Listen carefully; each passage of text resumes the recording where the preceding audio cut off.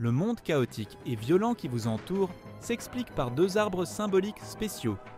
Si vous comprenez ces deux arbres, vous comprendrez tout ce qui concerne votre but, votre esprit et votre vie. Apprenez à faire le bon choix en choisissant l'arbre de la vie, maintenant sur la clé de David, avec Gérald Fleury.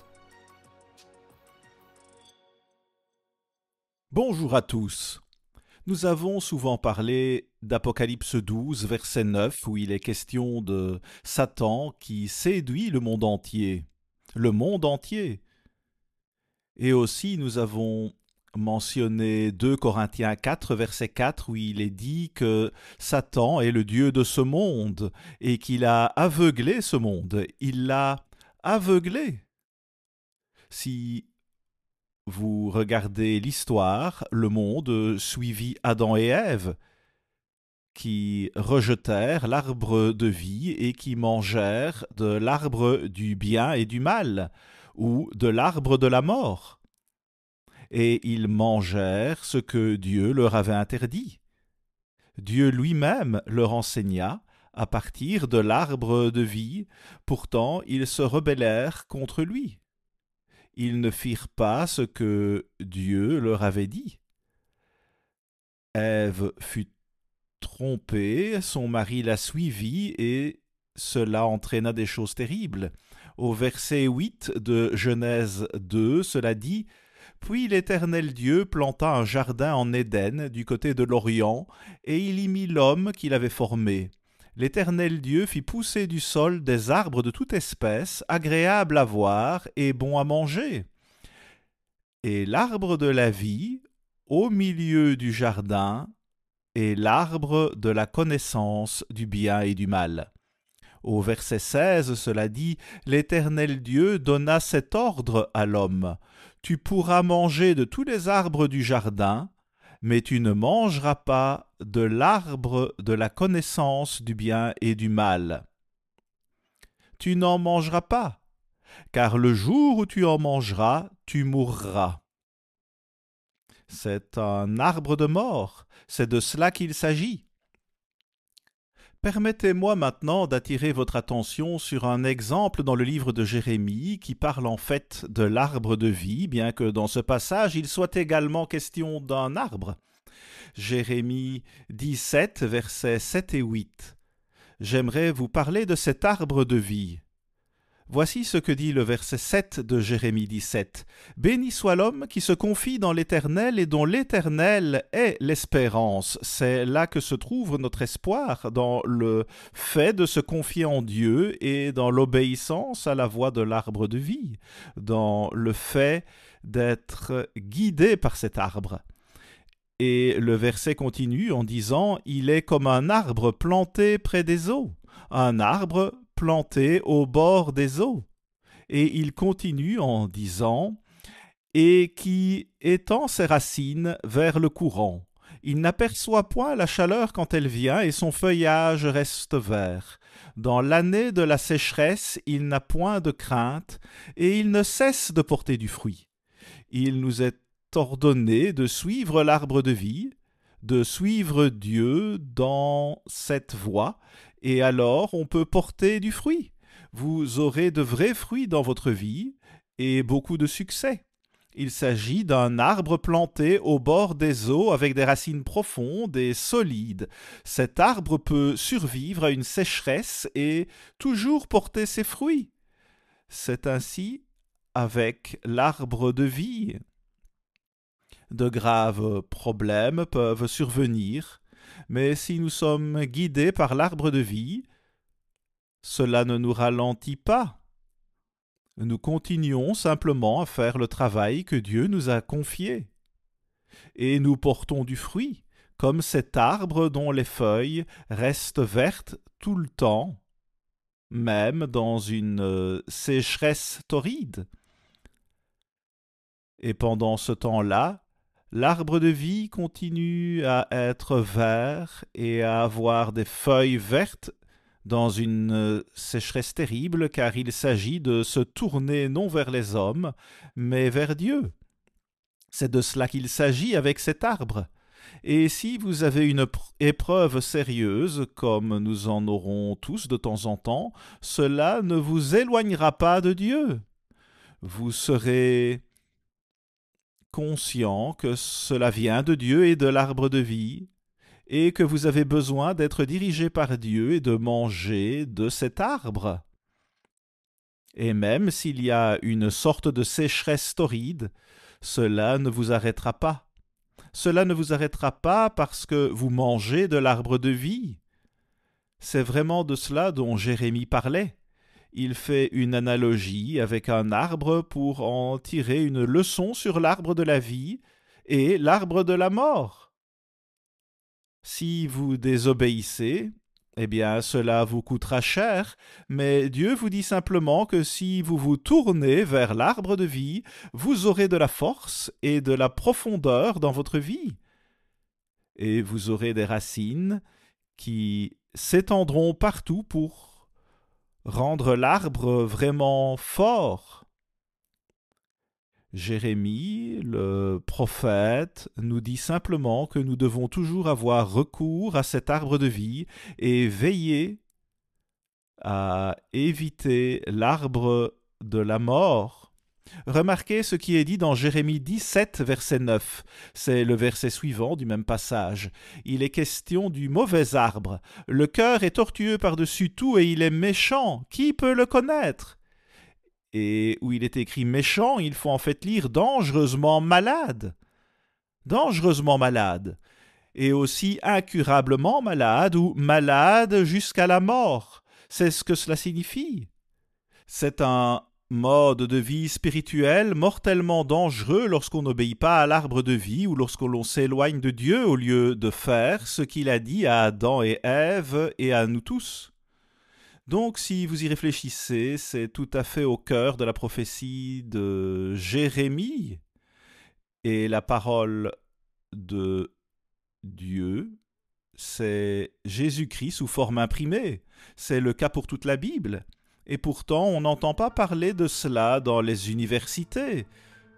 Pourquoi ? Lorsqu'on pense à la source de l'éducation dans le monde, où faut-il se tourner?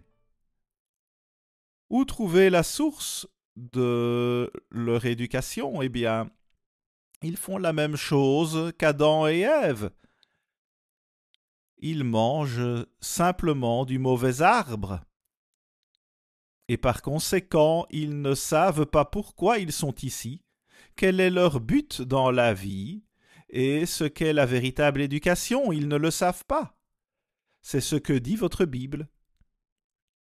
Et je sais que c'est vrai parce que je m'efforce d'obéir à la Bible et de la mettre en pratique depuis presque toute ma vie, alors je sais que ça marche, exactement comme Dieu l'a dit. Si vous regardez la façon dont les gens ont agi par le passé, eh bien vous vous rendez compte que le fait de se détourner de l'arbre de vie est la norme. Le monde entier est trompé. Et le monde entier adore Satan le diable. C'est ce que dit la Bible.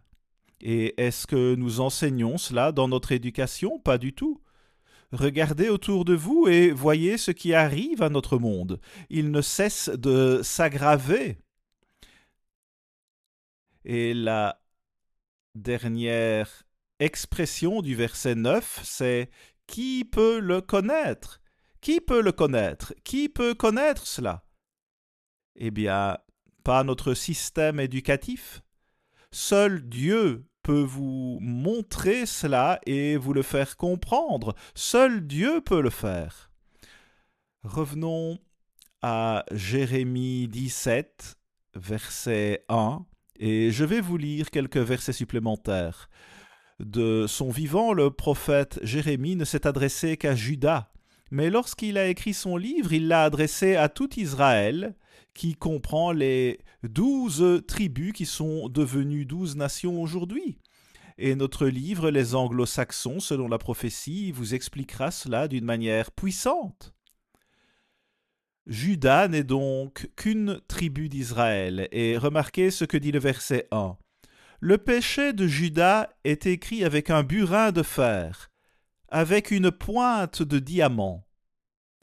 Il est gravé sur la table de leur cœur et sur les cornes de vos autels. C'est un terrible avertissement. Le péché s'est profondément gravé dans nos vies. Il est écrit là sur votre cœur avec un burin de fer, et il est difficile de s'en débarrasser. Il faut vraiment faire confiance à Dieu pour l'enlever et pour pouvoir le vaincre. Sinon, il est comme une pointe de diamant gravée en vous, dans votre cœur, dans votre esprit. Puis au verset 4, il est dit « Je t'asservirai à ton ennemi dans un pays que tu ne connais pas, car vous avez allumé le feu de ma colère, et il brûlera toujours. » Il parle de nous infliger de sérieuses épreuves en amenant une nation à en punir une autre si nous ne lui obéissons pas. Nous pouvons donc entraîner sur nous de très graves problèmes, et plus nous nous éloignons de lui, plus il devra nous corriger d'une manière puissante et dévastatrice. Le verset 5 dit « Ainsi parle l'Éternel, maudit, maudit soit l'homme qui se confie dans l'homme, qui prend la chair pour son appui et qui détourne son cœur de l'Éternel. Qu'en pensez-vous? Et si vous vous fiez à un autre homme, vous vous dites, eh bien, cet homme, il peut toujours vous montrer la bonne voie à suivre. » Mais ce n'est pas ce que dit Jérémie. Maudit soit l'homme qui se confie en l'homme, ne vous fiez pas à l'homme. Lisez votre Bible. Elle est là pour nous dire comment faire confiance à Dieu et pour nous faire savoir qu'il ne faut jamais faire confiance à un homme, même pas à vous-même. Or, on peut faire confiance à un homme qui suit Dieu comme Jérémie. Il vaut mieux savoir où se trouve l'homme de Dieu, car si vous l'ignorez ou le rejetez, vous rejetez tout simplement Dieu. Mais nous devons savoir que quelqu'un qui agit comme Jérémie suit la Bible, et vous pouvez en prouver chaque mot, chaque mot. Et c'est ce que nous devons faire. Remarquez ce que j'ai écrit dans ma brochure sur le livre de Jérémie. Dieu dit clairement que nous sommes maudits si nous suivons un homme, mais nous sommes également maudits si nous ne suivons pas l'homme que Dieu utilise comme il utilisa Jérémie. Donc Dieu et son prophète nous disent comment le faire, comment manger de l'arbre de vie. Et au verset 6, il est comme un misérable dans le désert, et il ne voit point arriver le bonheur. Il habite les lieux brûlés du désert, une terre salée et sans habitants. Il est dans un endroit aride du désert et il ne voit pas l'arbre de vie. Donc il ne voit pas le bien quand il vient. Il faut avoir l'arbre de vie pour savoir quand le bien viendra. L'arbre de vie vous montre où se trouve la vie, et non pas le désert desséché, où l'on ne voit pas le bien lorsqu'il arrive. Vous devez le reconnaître lorsque Dieu vous montre ce que vous devez faire. Et alors tout se passera à merveille. L'arbre de vie est en quelque sorte un parallèle avec l'autre arbre. Dans ce passage, vous pouvez voir que l'autre arbre est loin de l'arbre de vie. Il n'a pas de feuilles vertes avec des racines profondes et solides. Mais si nous avons ces choses, nous aurons une grande puissance malgré la terre écorchée autour de nous.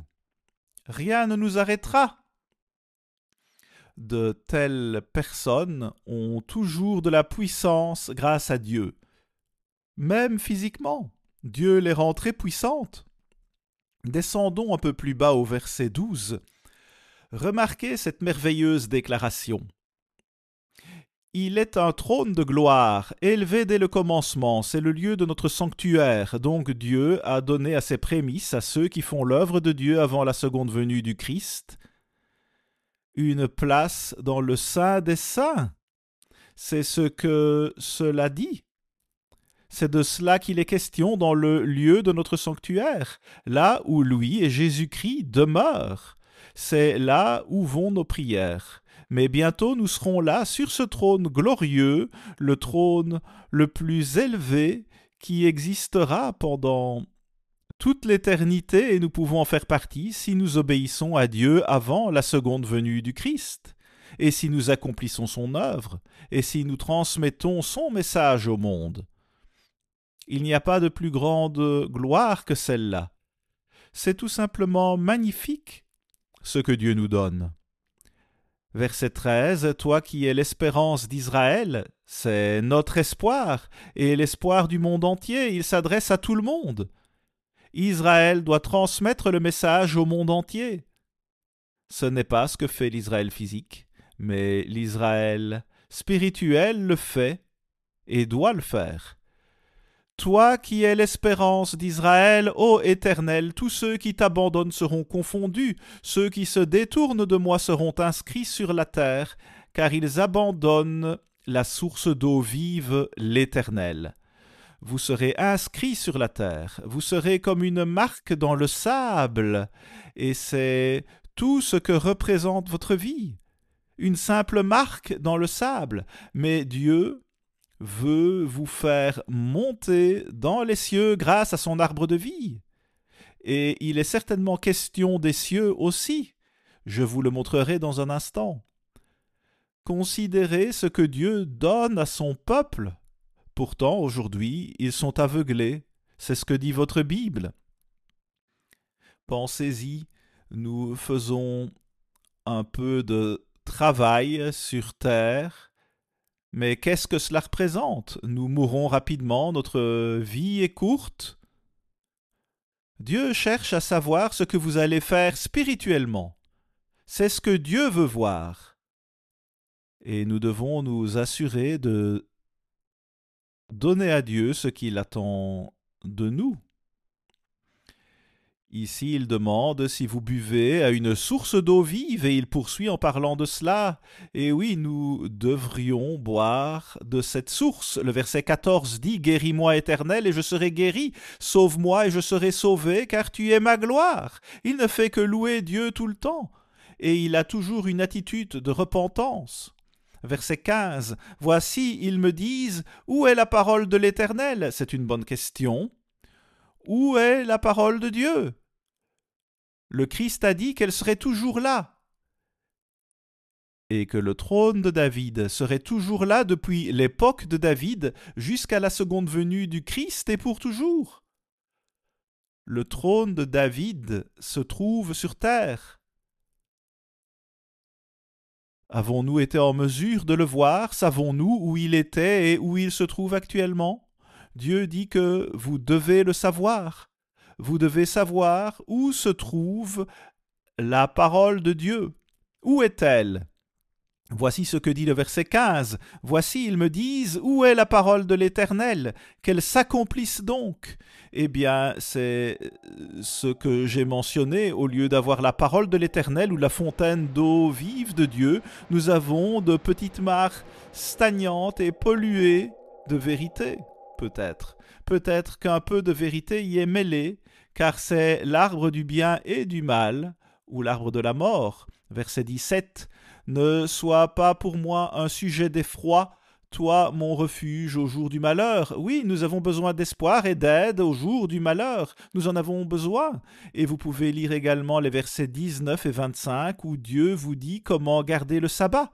C'est ce commandement qu'Israël a enfreint. Il a rejeté Dieu. Il a rejeté son jour du sabbat. Quel est le jour du sabbat chrétien?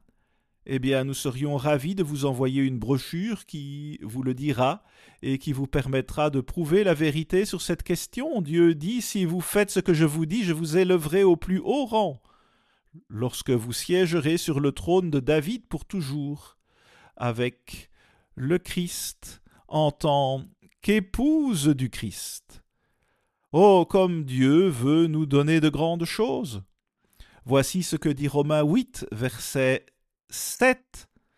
Car l'affection de la chair, c'est-à-dire l'esprit de l'homme sans l'esprit de Dieu, est inimitié ou hostile contre Dieu, parce qu'elle ne se soumet pas à la loi de Dieu et qu'elle ne le peut même pas. L'esprit naturel tel que nous sommes est tout simplement hostile à l'égard de Dieu, de sa loi, de son arbre de vie. En ce qui concerne l'arbre de vie, j'aimerais vous montrer ce qu'il fait. C'est étonnant. Dans Romains 8, verset 19, nous lisons « Aussi la création attend-elle avec un ardent désir la révélation des fils de Dieu. Les fils de Dieu ont l'arbre de vie. » Le mot création fait référence à toutes les étoiles, planètes, lunes et soleils de l'univers. Donc, l'arbre de vie s'étend jusqu'aux étoiles, aux lunes, aux planètes, à tout l'univers. L'arbre de vie s'étend partout dans les cieux. C'est stupéfiant. La création actuelle est en fait en décomposition car Satan l'a détruite ou l'a beaucoup endommagée lorsqu'il a défié Dieu et s'est rebellé pour essayer de le renverser à 2 reprises. Il l'a fait aussi une fois dans ce temps de la fin, bien que les gens l'ignorent. Mais regardez comment le passage se poursuit et révèle les fils de Dieu qui ont l'arbre de vie, car la création, c'est-à-dire les étoiles, les planètes, a été soumise à la vanité, non de son gré, mais à cause de celui qui l'y a soumise, avec l'espérance qu'elle aussi sera affranchie de la servitude de la corruption pour avoir part à la liberté de la gloire des enfants de Dieu. Or nous savons que jusqu'à ce jour, la création tout entière soupire et souffre les douleurs de l'enfantement. Et ce n'est pas elle seulement, mais nous aussi, qui avons les prémices de l'esprit. Nous aussi, nous soupirons en nous-mêmes, en attendant la naissance en tant que fils, la rédemption de notre corps. Tout cela concerne l'arbre de vie et l'impact qu'il aura lorsque le Christ reviendra sur terre. Et tout sera dirigé par Dieu, sa gloire et sa puissance. À la semaine prochaine, ici Gérald Fleury. Au revoir les amis. Tous nos ouvrages sont disponibles gratuitement et sans engagement de votre part. Demandez dès maintenant les Anglo-Saxons selon la prophétie et le nouveau trône de David.